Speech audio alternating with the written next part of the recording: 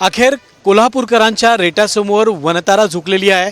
आपल्यासोबत स्वतः राजू शेट्टी आहेत। काय सांगाल, वनताराची टीम आता दुसऱ्यांदा येऊन गेली, अनेक सकारात्मक प्रतिसाद मिळालेला आहे। आज वनताराच्या वतीनं एक लेखी प्रस्ताव मठाला देण्यात आला आणि त्याच्यामध्ये त्यांनी खरं तर पहिल्यांदा मठाची आणि संपूर्ण कोल्हापूरकरांची आणि महाराष्ट्रातल्या सर्वसामान्य जनतेची माफी मागितली की अनाहूतपणाने सगळ्यांच्या भावना दुखावल्या असतील तर आम्ही माफी मागतो। आमचा तसा उद्देश नव्हता। सुप्रीम कोर्टाचे ऑर्डर असल्यामुळं आम्ही माधुरीला घेऊन गेलो, परंतु जनभावनेची दखल घेऊन आम्ही जनभावनेचे आदर करतो। ज्या पद्धतीनं लोक रस्त्यावर उतरले, समाज माध्यमातून व्यक्त झाले, त्या सगळ्याची दखल घेऊन आम्ही आता असा निर्णय घेतलेला आहे की आता isakal.com आहे देशातील नंबर 1 ची मराठी न्यूज वेबसाईट। प्रत्येक अपडेटसाठी isakal.com ला नक्की भेट द्या। सुविधा किंवा जे उपचार आम्ही माधुरीला वनतारामध्ये करणार होतो त्या सगळ्या सुविधा इथं मठाच्या जागेमध्ये आम्ही करतो। त्यासाठी मठानं जर जागा उपलब्ध करून दिली तर त्याच्यावर आम्ही सगळ्या म्हणजे हायड्रोथेरपी असेल किंवा अन्य काही ज्या गोष्टी असतील त्या सगळ्या करतील। आमचे तज्ज्ञ या ठिकाणी येतो। हे केवळ प्राणीमात्रावर दयेसाठी म्हणून करतो आम्ही आणि आम्हाला तेवढी संधी द्यावी। सुप्रीम कोर्टामध्ये मठ, त्याचबरोबर महाराष्ट्र सरकार आणि वनतारा तिघांनी संयुक्तरित्या एक ड्राफ्ट तयार करून उद्या मठाचे वकील, राज्याचे विधी खात्याचे अधिकारी आणि वनताराचे वकील हे एकत्र बसून एक संयुक्त ड्राफ्ट तयार करतील आणि त्याच्यानंतर ते सुप्रीम कोर्टामध्ये पुनर्विचार याचिका दाखल होईल आणि त्यानंतर मग सुप्रीम कोर्टाच्या आदेशानंतर खऱ्या अर्थानं माधुरीची मालकी पुन्हा मठाकडे येईल आणि त्याला सर्वतोपरी प्रयत्न वनताराच्या वतीनं आम्ही करतो असंही त्यांनी सांगितलं। त्याच्यानंतर मग आम्ही त्यांचा प्रस्ताव स्वीकारायचा निर्णय घेतलेला आहे आणि पण माधुरी लवकरात लवकर येण्यासाठी सगळ्यांनी प्रयत्न करणं गरजेचं आहे हेही त्यांना आम्ही निक्षून सांगितलेलं आहे। अगदी पहिल्यापासून तुम्ही या लढ्यात आहे त्याचं नेतृत्व केलं।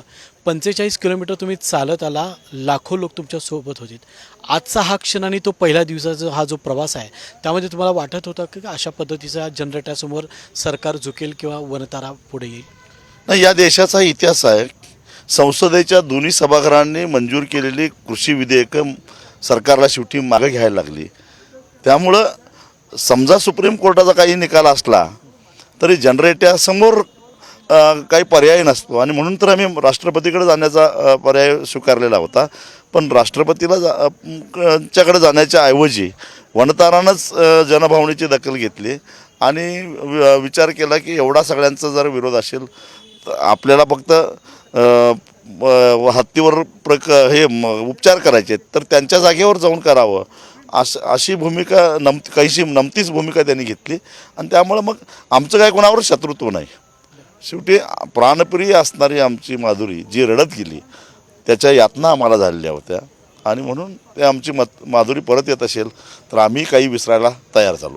खरं तर लोकांचा सहभाग मोठ्या प्रमाणात ज्या असतो, उदाहरणार्थ कोल्हापुरी चप्पल घ्या, त्याचासुद्धा दुरुपयोग प्राडाने केला। शेवटी प्राडाच्या टीमला कोल्हापुरात यावं लागलं। लोकांचा जनक्षोभ हत्तीसोबत आहे, तर लोकांची टेस्ट घेणं किंवा डिवचण्याचा प्रकार हा वारंवार होतो असं तुम्हाला वाटत नाही का? निश्चितच होतो, पण शेवटी कोल्हापूरकर हे कोल्हापूरकरच आहेत।